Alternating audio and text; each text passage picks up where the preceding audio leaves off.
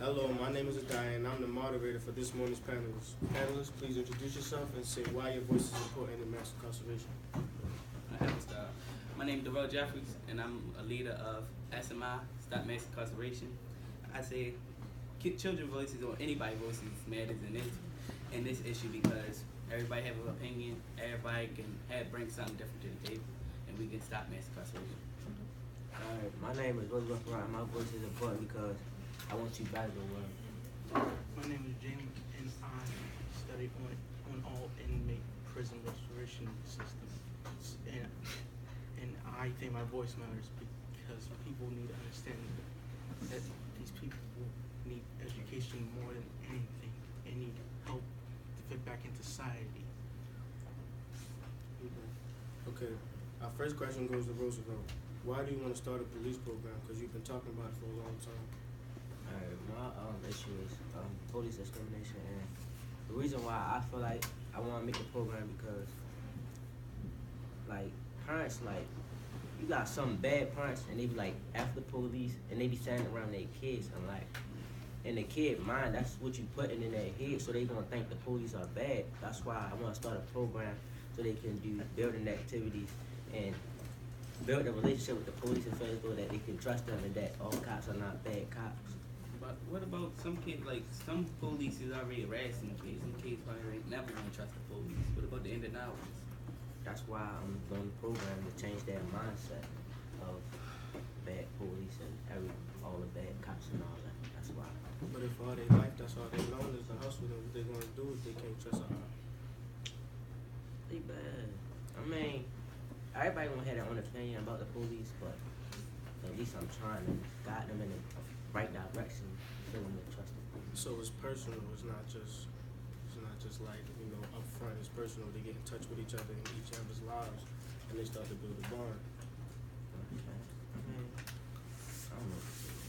Jalen, do you have something to speak on? Yes, but if the police are wearing those cameras that our senator so graciously gave them, are they always on 24/7? Because if they're only on during police alerts, could they still do bad things to the people they arrested?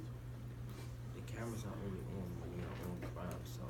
But still, if they're not on crimes and they're still doing police work, They don't want useless footage. They don't want to have stuff that they don't need, and they're gonna have to keep deleting it. but that could mean that they can Why actually would violate one of the why would they rules. have a camera on if they're not doing nothing? That's a waste of footage. Alright, next question. Darrell, this question goes to you. How does the families and kids get affected by loved ones that get arrested? Wow, it's a lot of people that get affected. Like, can I have a show of hands? Who knows somebody who got a loved one that's locked up, or you have a loved one that's locked up? I know somebody knew somebody who lost their loved one to jail. How do y'all take it personally if one of y'all loved ones got locked up? Anybody? Somebody racist. Yo, speak up. They can't hear you. I said, how would you feel one of your loved ones get locked up? Like some other stuff. Cause if you, like statistics say, if a child mind, like from newborn to 11 years old, if they witness one of their loved ones die or get incarcerated, it mess up their mental development, so they turn kind of mental, and they want to do a lot of retaliation. That's when they go in the wrong path and stuff like that. And for like the older people, like the family, they go through a depression too, because they trying to gather a lot of money to bail you out, and they going through court dates, lawyers, bail bond, and there's a lot going on.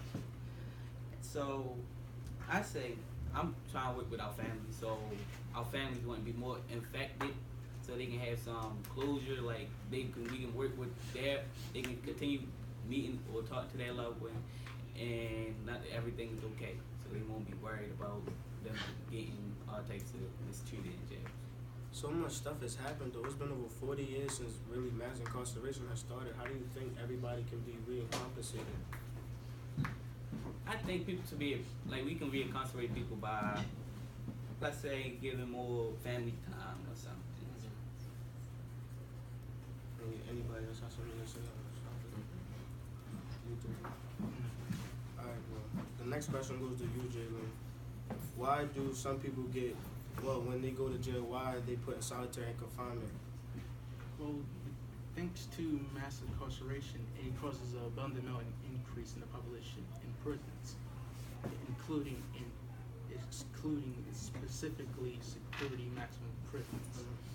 Due to this, some people that are already going might even just get put in solitary confinement, which could cause more problems, like from their state. But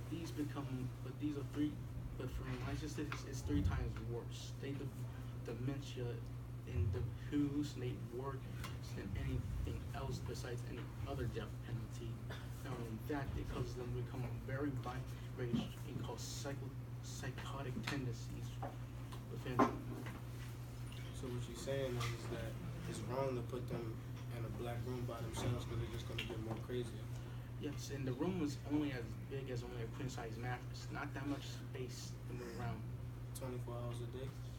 From wherever the guard lets you out is when you get out. So So they basically just keep you in there almost a week, almost a month. So on that note, Roosevelt, do you think your program can help people not end up in a place like that? Yeah. How? If they build a good relationship with the police, then they would know not to do dumb stuff to get put in that situation.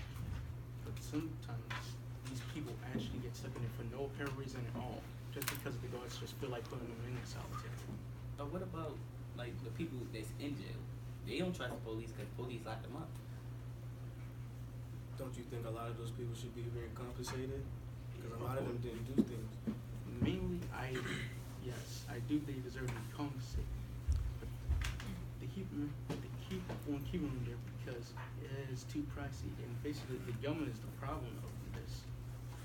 Not only do they spend too much money and take away from the prisons, is that they even took away education values that prisons used to have back in old times. Right. So that's all the questions that I have. But now it's time for the class to ask any questions that they have. Oh, this is for Roosevelt. I said, how do you feel about the cops? What you say? How do you feel about the cops? How do you think? I mean, I feel like it's still some bad cops, but most cops are responsible and take their job serious and care for the citizens. So to piggyback off that, Roosevelt, I would love to hear like how that interaction you had with the police in that Outward Bound thing Oh made yeah. things. Well, from that, like when I went, I didn't know I was gonna meet the police and all that, so it surprised me for real. Yeah. So like after you like get to know them and play games with them, they like regular people like we here today, and I didn't look at them as a police officer. I think like, you know, when they got the uniform on, it's like they kind of hiding themselves when they're not in their uniform, and they get to express themselves and actually get to talk to you instead of always thinking about get him. Then they open up a lot, and you can see the true person behind the blue and red. So, can I follow up on that? So, our class has had a little bit of drama in the last 2 days, and one thing that I was thinking about is like teachers and teacher relationships, right? Do you think that if it changed are you more respectful of those individual cops that you met, right? Not like all of them, but because you had time to like get to know them outside of them being police officers? I mean, it's still things that like we gotta see through because you can't fully trust somebody until you really get to know Right. them. That wasn't a lot of time. That was a couple of hours. Sometimes it takes weeks and months to really get a feel on somebody because you never know. A lot of cops are shady. I'm just wondering to like relate it back to where I'm thinking. I'm trying to figure out like why it's been a struggle in this class in particular with people being disrespectful to me and maybe me turning it down. Maybe that's it, actually, people just like laughing at me trying to honestly get your perspective. But I was wondering if part of the problem is with some people, they don't have the opportunity to form like bonds with Most teachers, definitely. because teachers have like 30 people in the classroom. Like, do you think something like that activity that you had would have when it comes to teachers and students, sometimes teachers push too hard, and sometimes students fall back and think it's okay to chill. But you gotta sometimes understand that as a teenager, you have to give us our space, and there's not a lot of things you can say to us because when we outside, there's a lot of things people can't say to us, and you rub us the wrong way, it's gonna be a problem. Well, I got a question. Like what they did at Aqua Bounty Police, I had something like that with my teachers in middle school when we used to go out on trips. Like it's not on the school days, like on a Saturday we go on trips, and that's how I built my bonds through my teachers because they was laid back, they was talking to me like regular people. Right. So it built our relationship, and I stopped getting in trouble in middle school because I respected my teachers more because of it. Alright, can I go? Alright, with the teacher thing, I feel as though like, yeah, we should, like, if it's a problem, we should talk it out instead of just having a problem and then just forgetting about it the next day. Like, if you talk things out, then y'all can have a better understanding. That's what I think should happen. Yeah. And you can't also accept respect just because you're an adult. Respect. Yeah, you gotta Yeah, give respect yeah, and get that's just respect. how it Yeah, I think that's a really interesting statement, because sometimes I feel like it's reciprocal, right? Like, don't you have to give respect to me to get respect? Or am I supposed to? I mean, it go both It ways. You know what I It go mean? both Yeah, ways, it goes but- both ways.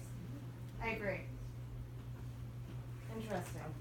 I appreciate you. Yeah, I like that question. I like that question. All right, any other questions? Okay.